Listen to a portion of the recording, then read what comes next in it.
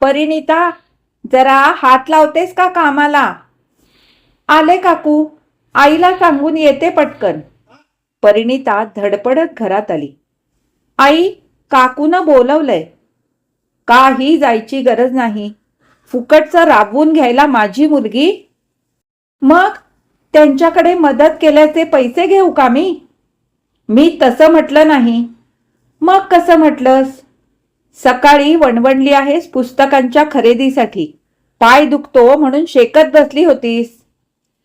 आता खूपच बरं वाटतंय ग मला. भरतनं चोळून दिला ना. आई यावर काही बोलली नाही. सकाळी भरत जातीनं तिच्याबरोबर पुस्तकं खरेदी करायला गेला होताच. आल्यावर त्यानं परिणिताचा दुखणारा पाय अगदी शास्त्रोक्त पद्धतीनं चोळून दिला होता.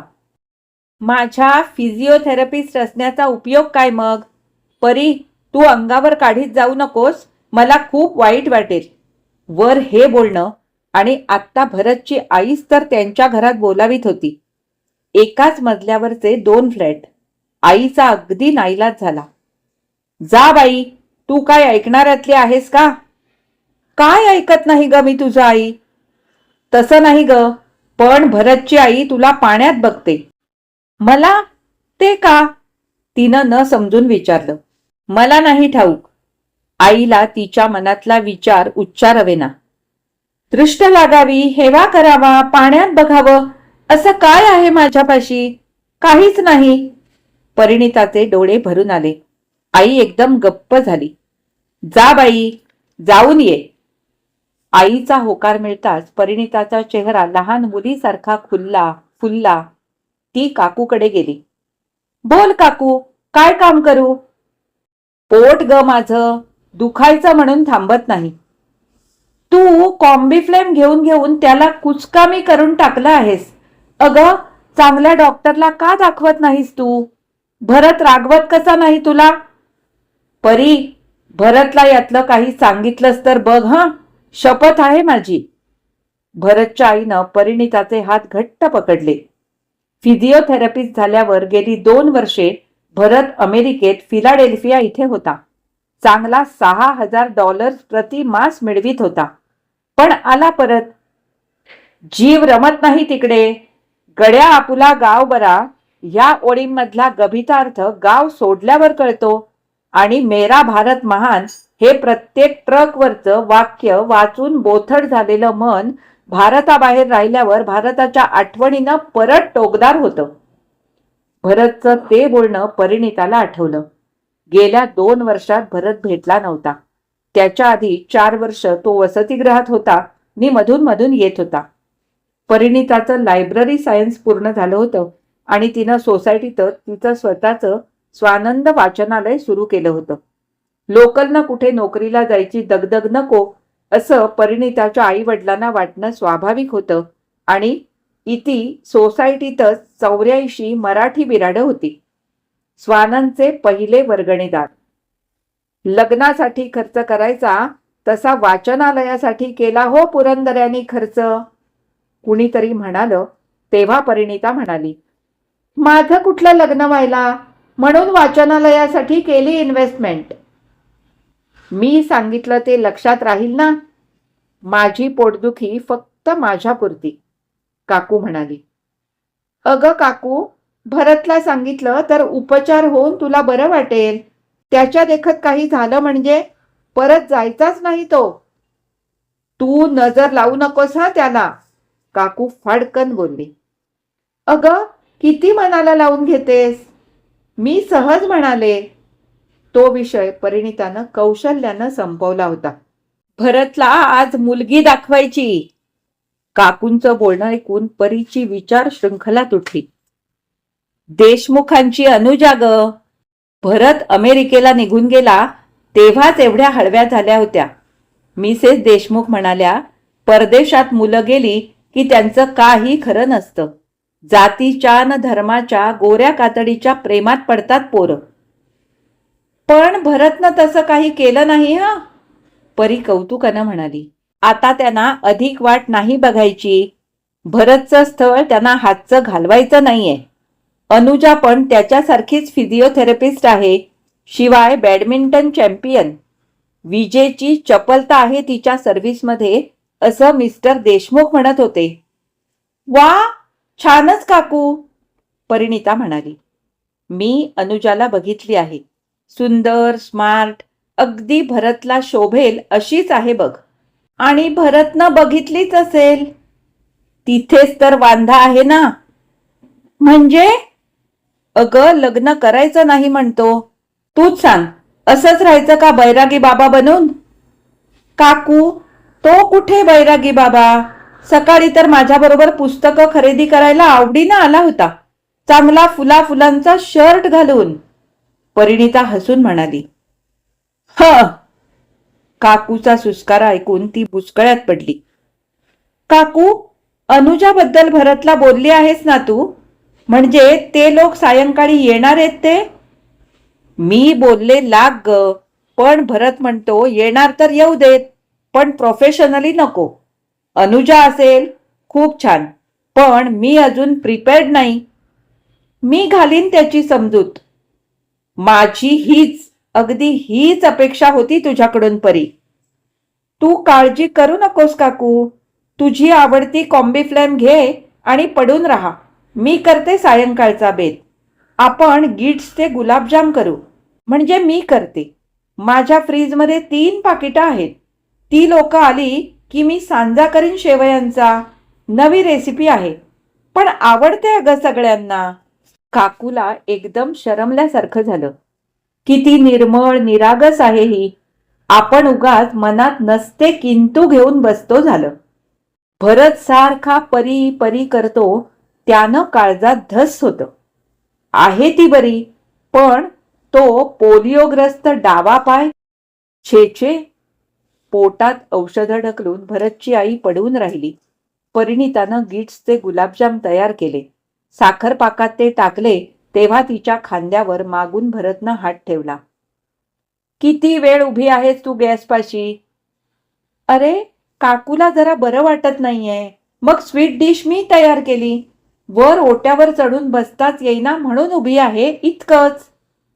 पाय दुखत होता आधीच सकाळी.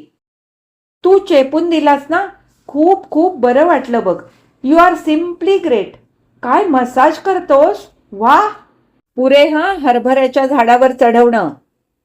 खाऊन बघ ना भरत, टेस्ट सांग. तू भरव, माझे हात चिकट होतील. अजून लहानच राहिलास तू भरत. तिनं गरम गुलाबजाम फुंकरला. घाल ना तोंडात. गरम आहे, तोंड भाजेल भरत. तिनं फुंकरून त्याला घास दिला.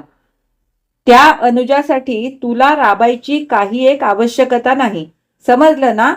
हे सगळे गुलाबजाम माझ्यासाठी ठेव, एकही कोणाला द्यायचा नाही. भरतचं बोलणं ऐकून ती हसत सुटली. 60 पैकी 59 उरलेत भरत. डायबेटीस लागेल. लागू देत, म्हणजे तरी या अनुजाचा लकडा थांबेल. असं? मग मधुमेही जावई देशमुखांना कसा चालेल त्यांच्या सर्वांग सुंदर आणि चपलचरण मुलीसाठी? म्हणून तू 59 गुलाबजाम खाणार? माझ्यात काहीतरी सॉलिड डिफेक्ट असणं अत्यावश्यक आहे परिणिता. नको रे नको, तू आहेस तसाच परफेक्ट राहा. तुमच्यात एखादा दोष असणं जीवघेणं असतं भरत. मी अनुभवलं आहे लहानपणापासून. नाचात भाग घेणाऱ्या मुलींना पाहून आतल्या आत कुढले आहे, रडले आहे. ग्राउंडवर दडादडा धावणाऱ्या नि वाऱ्याच्या वेगानं उधळणाऱ्या मुली बघून चिडचिडले आहे. आईनं आणून दिलेला बुद्धिबळाचा पट मी चिडून फाडला होता. मला नकोत असले बसके खेळ, असं म्हणत. देवानं दिलेला हा दुबळा पाय मला 14 वर्षांची होईपर्यंत छळीत असे, पण आपल्या पळणीटकर बाईने मला जगण्याचा खरा अर्थ शिकवला बघ. 9वीत असताना आपण गोकाकला ट्रिपला गेलो होतो, तेव्हा मला झुलत्या पुलावर न्यायला सगळे अनुत्सुक होते, आठवतं? कसा विसरेन?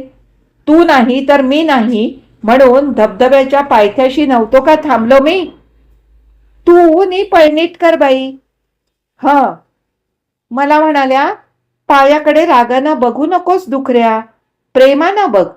लोकांना ना परी दुसऱ्यांची कीव करायला खूप आवडते, पण त्यांना ती संधीच देऊ नकोस कधी. मी तुझी खरी मैत्रीण आहे. Be tough. हां. रागावलास? कशाबद्दल? तुझ्याबद्दल काही बोलले नाही म्हणून. पण भरत, तुला मी कधी माझ्या वेगळा समजलेच नाही.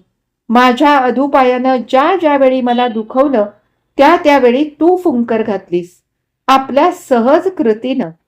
तू मुलींचे नाच बघायला नकोत म्हणून गॅदरिंगला जायचा नाहीस. माझ्याशी कॅरम खेळायसाठी थांबायचास. आपण बरोबर पुस्तकं वाचायचो. भरत, तुझ्या प्रत्येक वाढदिवशी सगळ्यांनी मला एक बुक प्रेझेंट करा असं सांगायचास तू. का? तर माझ्यासाठी. You are just my heart and soul Bharat. म्हणून तू खूप सुखी असावंस असं वाटतं मला. एक्झॅक्टली.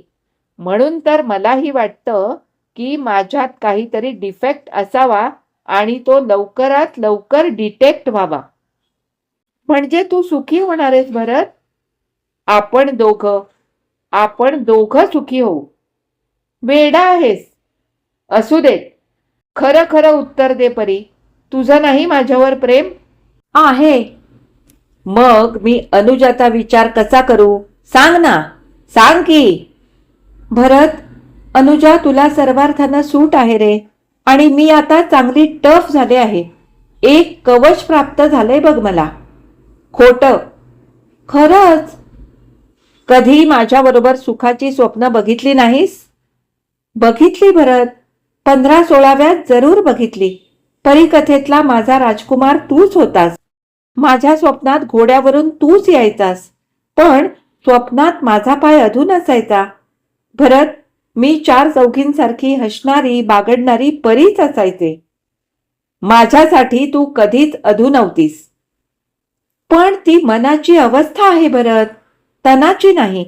व्यवहारी जगात परिणिता पुरंदरे लंगडी मुलगी आहे आणि भरत सर्वांग सुंदर, अव्यंग, तर्णाबाण, सर्वथैव पुरुषोत्तम म्हणण्यास लायक असा पुरुष आहे. त्यातून तुझ्या आईची अशीच इच्छा आहे की लग्न अव्यंग मुलीशी व्हावं. आणि त्यात वावगं काय आहे? अशा जोड्या ठरविण्याचा अधिकार कुणाही जन्मदात्याला नसतो परी. खरं सांग, मी हा हात घट्ट धरला तर तू तो सोडवू शकशील? भरत, त्यानं एव्हाना तिचे दोन्ही हात आपल्या हातात घट्ट धरले होते. भरतची आई तेवढ्यात उठून आत आली. ते समोरचं दृश्य बघून मटकन खाली बसली. नुसती बसलीच नाही तर रडूही लागली. काय हे परी?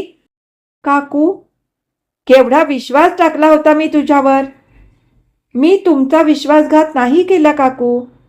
मग हे काय आहे? काय आहे हे? त्या वाद झाल्यासारख्या उठल्या नि किंचाळून हातवरे करीत त्याने विचारलं. हे हात मी धरले आहेत. भरतच्या स्वरात एक शांत निश्चिती होती. भरत, हात सोड. मी ते कधीही न सोडण्यासाठी धरले असले तर? ह्या लंगडीशी लग्न करणार आहेस तू?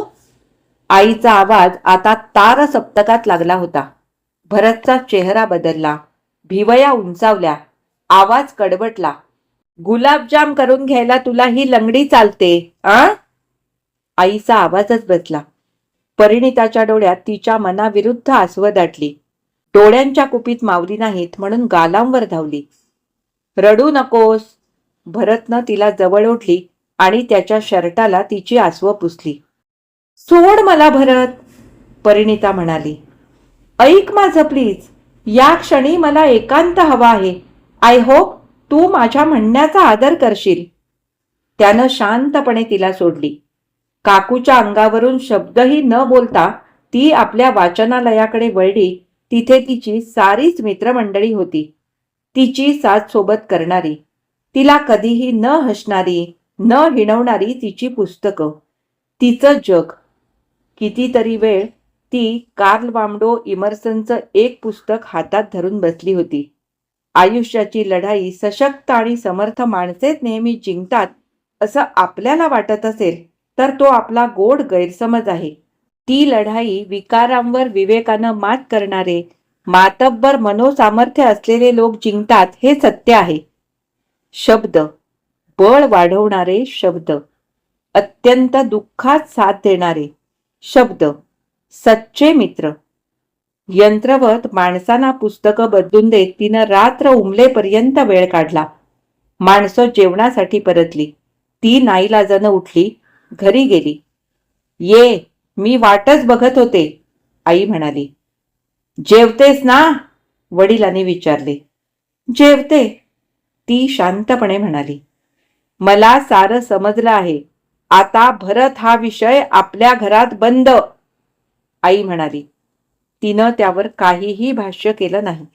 पण जिथे आईनं तो विषय बंद केला तिथे तिच्या मनात तो विषय सुरू झाला होता. काकूचं चुकलं का? आपल्याला असा नोकदार झोकदार पुत्र असता तर त्याचं लग्न एखाद्या तोकड्या पायाच्या लंगड्या मुलीशी होणं आपल्याला सहन झालं असतं का? तिनं उत्तर शोधायचा नाद सोडून दिला आणि आज्ञाधारकपणे आईनं जे जे पानात वाढलं ते संपवलं. बाबा, माझं नाव एखाद्या वधूवर सूचक मंडळात नोंदवा. माझ्यासारखाच एखादा अपंग जोडीदार मला चालेल. अपेक्षा फक्त सुशिक्षित, सद्वर्तनी आणि निर्व्यसनी हवा. जातीपातीचंही मला फारसं नाही वाटत.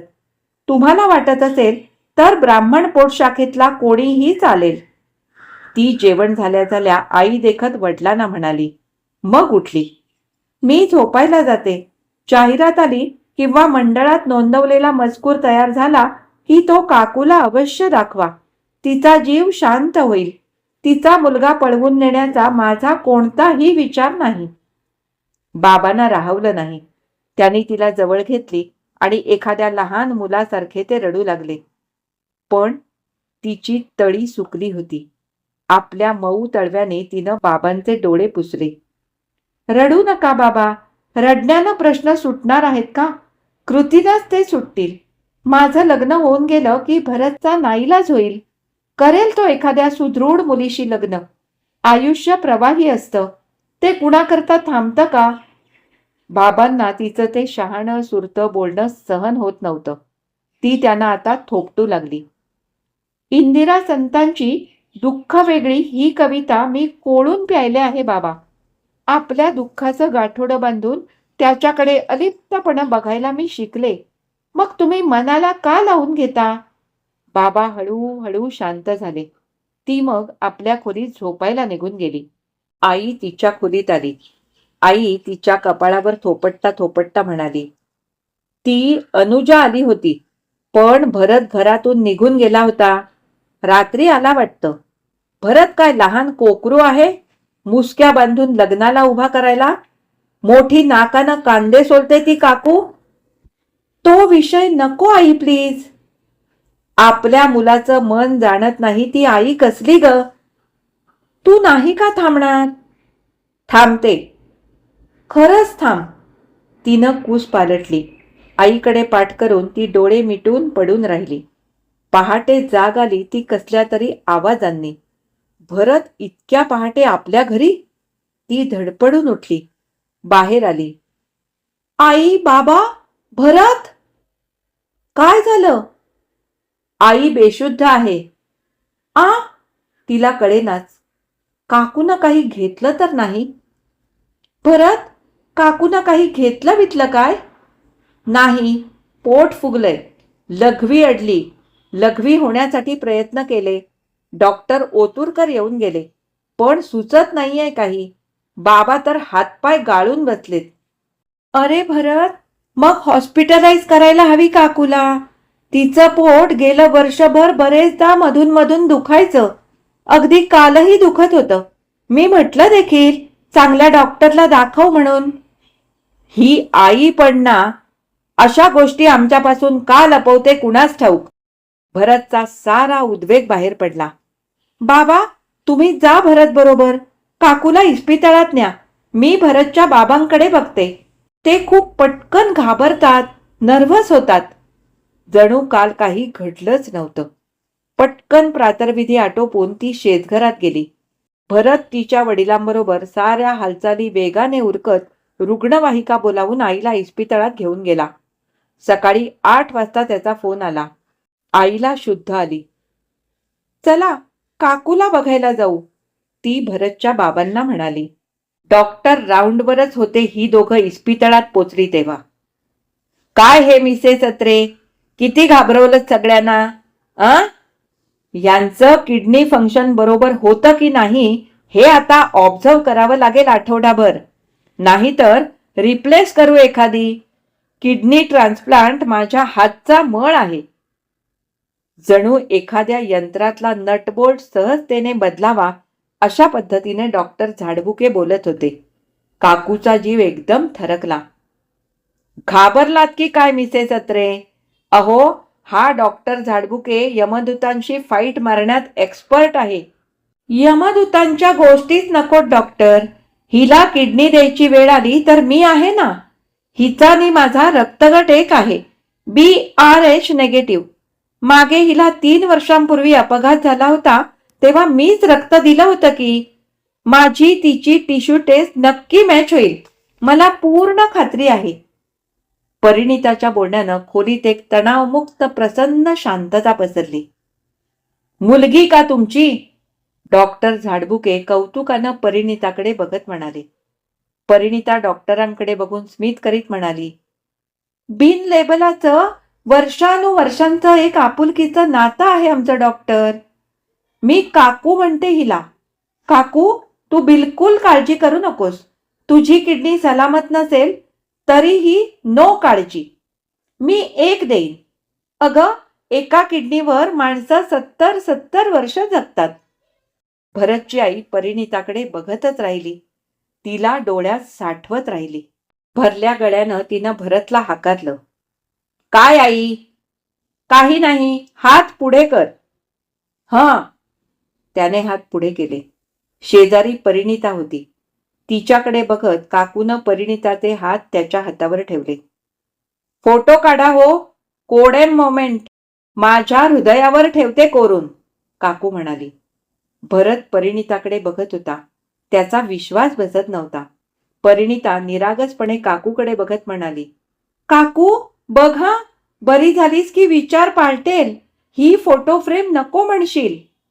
परी, त्यापेक्षा मरून जाईन मी. पण छे, आता कसली मी मरते? आता खूप जगायचंय मला. भरतला वाटलं हा सुखाचा क्षण संपूच नये. विवाहाची ठराविक चौकट घालणाऱ्या जगानं ही सुखाची घडी अलगद पापणीत साठवून ठेवावी.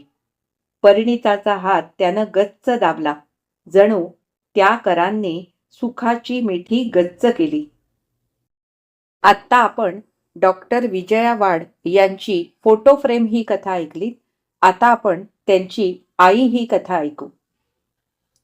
ती मासे, बदकं आणि कमळं असलेल्या पडद्याची कापडं बघू हो, तिनं दुकानदाराला म्हटलं.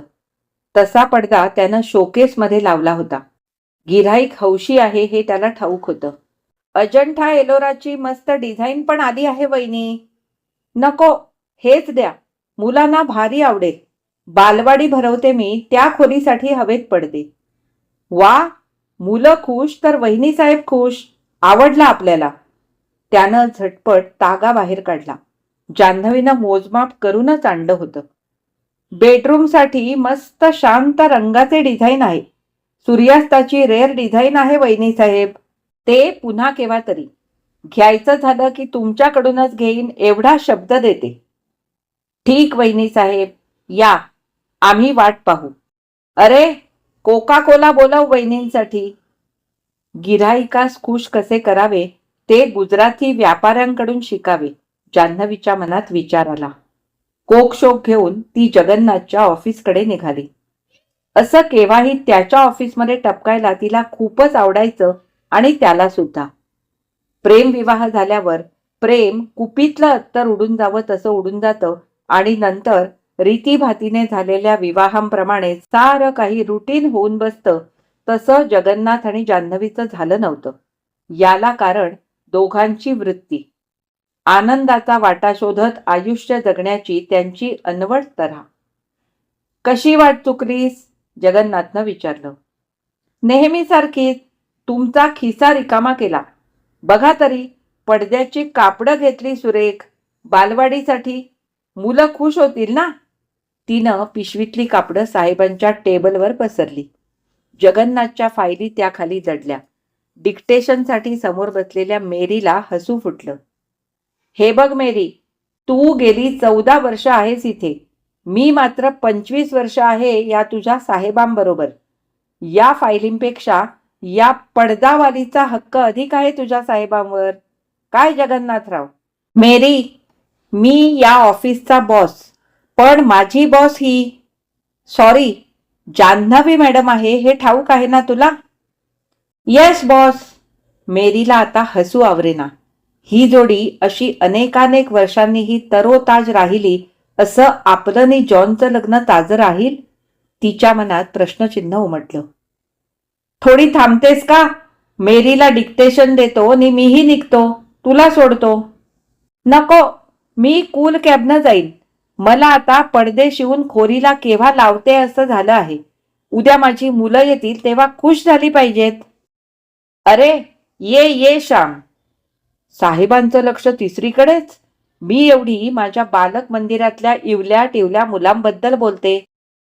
एवढ्यात तिला तो दिसला. समोर उभा, उंच सावळा, विलक्षण तरतरीत, मोठ्या मोठ्या पाणीदार डोळ्यांचा निगच्च कुरड्या केसांचा तरुण. ह्यांच्या समोर सस्मित उभा आहे. New staff member. पण स्टाफ व्हायला उमर कमी वाटते. किती असेल? 20-21. ओळख करून देतो. हा श्याम इंजिनिअरिंगच्या 2ऱ्या वर्षाला आहे. बहुधा फीचे पैसे घ्यायला आलाय. हो ना श्याम? साहेबांनी म्हटलं. होय सर. मेरी, याला फीचे पैसे द्यायला सांग माटेगावकरांना. माझ्या पर्सनल अकाउंटवरून जाऊ देत. कंपनीच्या चॅरिटेबल फंडातून नाही. Okay sir. वसतिगृहाची फी सुद्धा भरायची आहे. मेरी लिसन, त्याच्या गरजा लक्षात घेऊन वर 1500 रुपये श्यामला देण्याची व्यवस्था कर. अंडरस्टूड? Yes sir. श्याम, अभ्यास मात्र जोमाने कर. झळकला पाहिजेस. मी पूर्ण प्रयत्न करीन सर. ही माझी पत्नी जान्हवी. नमस्ते मॅडम. त्यानं पटकन वाकून नमस्कार केला. तसा तिचा ऊर भरून आला. आपण स्लम एरियातल्या मुलांची बालवाडी चालवतो त्याचा काय मोठेपणा मिरवायचा? हा आपला नवरा न बोलता या श्यामचा आधार झालाय. बापासारखा पाठीशी उभाय. औक्षवंत हो, यशवंत हो आणि मॅडम नको म्हणू. आंटी म्हण, नाहीतर आई. माझी बालवाडीतली मुलं मला मोठी आई म्हणतात. मला आवडेल मोठी आई म्हणायला. त्याचे चमकदार डोळे पाणीदार झालेत असं तिला वाटलं. तो थँक्यू सर असं म्हणून निघून गेला तेव्हा नवऱ्याकडे वळून जान्हवी म्हणाली, I am proud of you Jagannath. किती निमूट चांगली कामं करतोस. माझ्यापेक्षा फार मोठे आहात आपण साहेबराव. मग ती आपला पसारा आवरून निघाली. थंडगार टॅक्सीत तिला तो गच्च कुरळ्या केसांचा तजेलदार कांतीचा तरुण आठवत राहिला. मला आवडेल मोठी आई म्हणायला. आई. दोघांमध्ये कोणताही दोष नसताना आई होण्याचा योग आयुष्यात आला नाही. पण त्या दोघांनी त्यासाठी आपलं आयुष्य कधी दुःखाच्या विस्तवानं नासवलं नाही. तिनं बालब्रह्मात मन रमवलं आणि त्यानं कंपनीच्या भरभराटीत. किती सुरेख वर्ष निघून गेली. पण आज का बरं जीव हलून गेला? का? तिनं मग झटकायचा प्रयत्न केला. घरी पोचल्या रमेशचंद्र दर्जी बोलावून घेतला. आजच्या आज पडदे झाले पाहिजेत असं बजावून सांगितलं आणि साहेबांच्या आवडीची मुगाची खिचडी आणि टमाट्याचं सार असा बेत मनाशी ठरवीत ती स्वयंपाकघरात गेली. जगन्नाथ घरी आला तेव्हा बरीच रात्र झाली होती. हा माणूस मेरीला डिक्टेशन देऊन लगेच आपल्याबरोबर निघणार होता आणि आता उगवतोय. पण तिनं शहाण्या बायकोसारखं त्याला माफ करून टाकलं. आज तुमच्या आवडीचा बेत केलाय. मुगाची खिचडी आणि टमाट्याचं सार. ब्रेडचे तुकडे पण तळून ठेवलेत. जेवण पटकन मायक्रोवेव्ह मध्ये गरम करते. तो बरं म्हणाला, पण गप्प गप्प होता. दमला असेल. किती काम करतो. तिनं स्वतःची समजूत घातली. जेवणात त्याचं लक्ष नव्हतं. काय झालंय जगन्नाथ? तुझं लक्ष नाही. फार दमला आहेस का? जेव 4 घास. मी भरवू का? ती प्रेमानं म्हणाली. नको जानू, तोंडाला चव नाही ग माझ्या. अरे इतकाला काम करू नकोस रे. ते कोल्हटकर बघ, कंपनी वाढली पाहिजे म्हणून इकडे धाव तिकडे धाव करीत राहिले नि हृदयात कळ येऊन खल्लास झाले. आपले डॉक्टर सदावर्ते मोठ्या इस्पितळाच्या खर्चाचं बजेट अमाप वाढलं तसे संपूनच गेले. जगन, तू नसलास तर मरून जाईन मी. जगन्नाथ एकदम उठला नि खरकट्या हाताने तिच्या कुशीत शिरला. रडायलाच लागला. कसली टेन्शन घेऊ नकोस बाबा. जगन, तुझ्यापेक्षा मला काही प्यारं नाही. पैशाचा प्रॉब्लेम असला तरी सांग प्लीज. ती त्याला समजावीत राहिली. तो शांतपणे झोपला तेव्हा तिला बरं वाटलं. तिनं हळूच मेरीला फोन लावला. ऑफिसात काही झालं का? ना बाबा, काहीच नाही. नक्की आठव. खरंच काही नाही मॅडम. फायनान्शियल लॉस वगैरे? No ma'am. उलट ब्ल्यू अँड ब्लॅक कंपनीचं 2 कोटींचं कॉन्ट्रॅक्ट साईन व्हायचं होतं म्हणून उशिरापर्यंत आम्ही ऑफिसमध्ये थांबून होतो. ते झालं आज. It was a great day. साहेबांनी ऑफिसातल्या 11ही जणांना पगारवाढ जाहीर केली 10%. गुड. अभिनंदन. ते फार दमतात एवढं मात्र खरं. तेच तर. मी लक्ष घालते आता. एखादा आणखी DGM नेमा म्हणावं. सांगा मॅम, तुमचं ऐकतील ते. Okay, good night. तिनं फोन ठेवून दिला. आपला नवरा ओव्हर एक्झर्शनची शिकार झालाय याबद्दल जान्हवीची बालंबाल खात्री झाली. कितीतरी वेळ ती शांत झोपलेल्या जगन्नाथचा चेहरा न्याहाळीत होती. कधीतरी उत्तर रात्री तिचा डोळा लागला. सकाळ प्रसन्न उगवली. त्याचा चेहराही बरा दिसत होता. तिला बरं वाटलं. जानम, मी कोट्टायमला जाऊन येतो 2 दिवस. नको, तुम्ही काल इतके बरे नव्हतात. काय सांगू, खरकट्या हाताने माझ्या कुशीत काय शिरलात. रडलातही. आपल्यात नव्हताच जसे. किती वेळ थोपटून झोपवलं तुम्हाला. नका इतके दमू. अगं, पण आज मला अगदी फ्रेश वाटतंय ग. मी म्हणजे कुणीच नाही का? तू म्हणजे माझा जीव किंवा त्याच्याहूनही बडके. मग माझं ऐक जगन, ती कोट्टायमची ब्रँच बंद कर. कुठे मुंबई, कुठे कोट्टायम, केरळातला एक कोनाडा. एवढं फक्त सांगू नकोस. गेली कितीक वर्षे तिथली ब्रँच चालवतोय. तुला आठवतं? ब्रँच उघडली कोट्टायमला आणि वर्ल्ड बँकेचं कर्ज मिळालं लगोलग आपल्याला. गेल्या 14 वर्षात मागं वळून बघितलं का? ते खरं रे, पण कोट्टायम माझं टॉनिक आहे राणी सरकार. मी येते मग. तुला आवडत नाही कुठे कामाच्या ठिकाणी यायला. लगेच म्हणतेस तू काम काम काम कर नि मी बसते रूमवर भूतासारखी. म्हणतेस की नाही? तुला एकटीला काही कुठे जायला नको. मजाच नाही वाटत रे तुझ्याशिवाय भटकायला जगन. म्हणूनच म्हणतो बाईसाहेब, आपण इथेच बालब्रह्मासोबत राहा. मी हा गेलो नि हा आलो. मेरीला घेऊन जा मग. मेरी? ती बरी इथेच. आधी श्यामली होती, तिला न्यायचाच की. तिचं गाव केरळात होतं ग. जगन, आता कुठे असते श्यामली? कॉन्टॅक्ट तुटला ग तिचं लग्न झाल्यापासून. बायकांचं हेच होतं. लग्न झालं की त्या 7 फेऱ्याबरोबर 7 जन्माचा नव्या आयुष्याचा वादा करतात बायका. नवऱ्यापुढं सारं जग फिक्क. माझं सुद्धा तेच झालं की जगन्नाथ पंत. शेवटी हो ना करता तिनं नवऱ्याची बॅग भरलीच. तो रहीम ड्रायव्हर बरोबर विमानतळाकडे रवाना झाला तेव्हाही रहीमला तिनं 1000 सूचना दिल्या. साहेबांना सामान उचलायला लावू नको. ट्रॉली स्वतः आणून दे.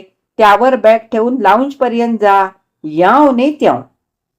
आता असं करतो, मी माझ्याऐवजी रहीमलाच कोट्टायमला पाठवतो. तो हसून म्हणाला. दुसऱ्या दिवशी बालवाडी संपली तेव्हा तिनं मुलांना गाजर हलवा खायला दिला.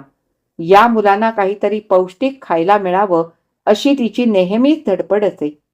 आपल्या बालवाडीत शिकणारं मूल अंडरनिश्ड राहू नये असं तिला मनापासून वाटे. छोटा बाळू पगारे तिच्या पदराला लोंबत म्हणाला, आज किती मज्जा ना मोठी आई. छान छान पडदे, छान छान हलवा. आता छान छान पुस्तकं सुद्धा आणणार आहे मी. खुश करून टाकणार आहे तुम्हा मुलांना. तिची ही घोषणा ऐकून मुलांनी टाळ्या वाजवल्या. मुलं एक एक करून टाटा मोठी आई म्हणत निघून गेली. नी तिला एकदम ओकं बोकं वाटू लागलं. मनात रिकामपण भरून राहिलं. ऑफिसमध्ये एक चक्कर मारून येऊया काय? मनात आलं तशी तिनं साडी बदलली. मेरीला फोन करून जावं? हाताशी आज रहीम ड्रायव्हर आहे. जाऊ झालं सरप्राईज. मस्तपैकी गॉगल चढवून ती निघाली. रस्त्यावर एक प्रौढ बाई क्रॉस करताना रहीमवर चिडली. बघत नाहीस का रे? किती चाटून उभायस? रस्त्यावर माणसांना चालायला जागा ठेवाल की नाही? मस्ती अंगात? रहीम, तू तिला एक शब्द सुद्धा उलटून बोलू नकोस हा. अरे खरंय, या वाहनांच्या गर्दीनं चालणाऱ्यांचे हाल करून टाकलेत बघ. कधी काळी आपणही रस्त्यातून चालत जायचो ते तिला आठवलं. 12-14 वर्षांपूर्वी एवढी गर्दी नसायची, पण आता या 12 वर्षात गर्दी मात्र चौपट पाचपट वाढली. ती विचार करीत होती. मॅडम, तरी अजून टाटांची नॅनो सिंगूरमध्ये अडकली, नाहीतर हालत काय झाली असती चलने वालों की. रहीमच्या बोलण्यानं ती शहारली. तो विचार सुद्धा करणं नको असं गर्दी फांदून जाताना तिला वाटलं. ऑफिसात गेली तर मेरीपाशी कालचाच तो तरुण श्याम. गच्च कुरळे केस, तरतरीत नाक, तजेलदार श्यामल वर्ण. मेरी त्याला हार्ड कॅश देत होती. तिला मोठं नवल वाटलं. हा मुलगा आपल्या नवऱ्याच्या अनुपस्थितीत या ऑफिसातून पैशाची उचल करतोय. कालच तर फीचे, वसतिगृहाचे आणि पॉकेट मनीचे पैसे घेऊन गेला. रोज रोज इथून पैसे घेऊन जायला काय बाप का माल वाटला? ती रागावून काही विचारणार एवढ्यात तोच विनम्रपणे म्हणाला, नमस्ते मोठी आई. माझ्या बाबांची तब्येत अचानक बिघडली म्हणून घेऊन जातोय पैसे. साहेबांनीच सांगितलं की त्याची गरज भागवा म्हणून. मेरी घाईघाईनं म्हणाली. ती बघत राहिली. मग क्षणभरानं सावरली. हे तुझं तिकीट. नशीब बुकिंग मिळालं. मेरीने त्याच्या हातात त्याचं विमानाचं तिकीट ठेवलं. त्यानं जान्हवीला वाकून नमस्कार केला तेव्हा त्याच्या डोळ्यातले अश्रू टप टप तिच्या पायावर पडले. ती एकदम विरघळली. त्याला उठवून कुशीत घेऊन म्हणाली, नको काळजी करूस, लवकर बरं वाटेल हो तुझ्या बाबांना. त्याच्या गच्च कुरळ्या केसातून हात फिरवताना तिला अचानक वेगळं काहीतरी वाटू लागलं. तुकतुकीत श्यामलकांती, तरतरीत नाक, मोठे मोठे भावपूर्ण डोळे नि गच्च कुरळे, गच्च कुरळे, गच्च. तू श्यामलीचा मुलगा आहेस? तिनं आवेगानं विचारलं. होय मोठी आई, अशीच होती श्यामली. आणि जगू तर म्हणत होता काल परवा तिचं लग्न झाल्यास काही कॉन्टॅक्ट राहिला नाही म्हणून. खोटं बोलला? काय करतात तुझे बाबा? व्यापार करतात. आणि तरी तुला आमच्या पैशांची गरज लागते? तिचा स्वर तीव्र झाला. त्याचा चेहरा न्याहाळीत होती ती. एकदम पैसे नाहीत माझ्याजवळ म्हणून मोठी आई. त्यानं जान्हवीचा हात धरला. मला सोडायला टॅक्सीपर्यंत येणार नाहीस? माझ्या पायात बळ नाहीये ग. त्यानं तिचा हात धरला. ती दोघं यंत्रवत बाहेर आली. रस्त्यावर. रहीम आहे, तुला सोडते मी एअरपोर्टवर. प्लीज मोठी आई, टॅक्सीनं जाऊ.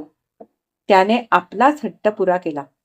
टॅक्सीत बसल्यावर तिचा हात हातात घेऊन म्हणाला, मला आणखी कुणी नको होतं आपल्या दोघात मोठी आई. बोलायचं आहे खूप. मी श्यामलीचा मुलगा. आईनं नोकरी सोडली तेव्हा 8 वर्षांचा होतो. इथे येऊन हट्ट करायला लागलो की मला तिच्याजवळ राहायचं म्हणून. तोवर पाटीजवळ होतो. पाटी म्हणजे माझी आजी आमच्या भाषेत. मी केरळात का राहू? माझ्या आईला सोडून, बाबांना सोडून. मग मात्र आईनं नोकरी सोडली. आम्ही परत गेलो 14 वर्षांपूर्वी. 14 वर्ष? 14 वर्षांपूर्वी जगन्नाथनं कोट्टायमला ब्रेन्स अकॅडमी सुरू केली. ती आपल्याशीच बोलली. त्याशिवाय माझी नि त्यांची भेट कशी झाली असती मोठी आई?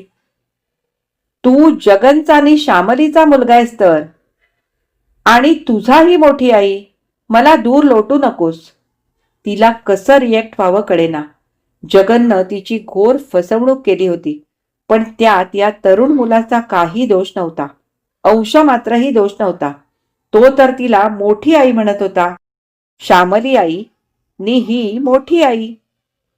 मोठी आई, मन मोठं कर. बाबांना बघायला चल. तुझं तिकीटही माझ्याजवळ आहे. तू योगायोगानं ऑफिसात आलीस, नाहीतर मी घ्यायला येणार होतो. बाबांना हृदयविकाराचा झटका आलाय. तो एकदम गळून गेला. काल जगन शिरला होता तसा तिच्या कुशीत आणि ओक्साबोक्शी रडायला लागला. हळूहळू ती त्याला थोपटू लागली. अलिप्तपणा गळून पडला. तो शांतवला. मेरीला ठाऊक आहे सारं? होय, पण त्या गोष्टीचा विचार आपण नंतर करू. तू इथे कधीपासून आहेस? गतवर्षीपासून. इंजिनिअरिंग इकडे कर म्हणाले बाबा. श्यामली तिथेच आहे? कोट्टायमला. तुला दुखवायचं नाही म्हणून. बाबांना तू फार प्यारी आहेस. तुला घेऊन ये म्हणाले. उरावर ओझं ठेवून मरायचं नाही म्हणाले फोनवर. ते जगतील ना ग मोठी आई. मी बरी त्यांना मरू देईन, ती म्हणाली मनाची समजूत घालीत. मोठी आई होती ना. मोठ्या आईचं मन मोठंच असायला हवं. ती परत परत स्वतःला बजावीत राहिली. परत परत. ही कथा इथेच संपली. डॉक्टर विजया वाड यांनी लिहिलेल्या आणि आज मी तुम्हाला वाचून दाखवलेल्या या दोन्हीही कथा तुम्हाला कशा वाटल्या हे मला कमेंट करून नक्की सांगा. आवडल्या असतील तर लाईक करा, जास्तीत जास्त शेअर करा आणि जर तुम्ही माझ्या चॅनलवर नवीन असाल तर चॅनलला सबस्क्राईब करायला आणि सोबतचं बेल आयकॉन दाबायला अजिबात विसरू नका. कारण अशाच नवीन नवीन कथा तुमच्यापर्यंत पोहोचवण्याचा माझा नेहमी प्रयत्न असतो. आता आपण पुन्हा भेटू अशाच एखाद्या छानशा कथा वाचनासाठी किंवा कादंबरी वाचनासाठी. तोपर्यंत मी तुमचा निरोप घेते. धन्यवाद.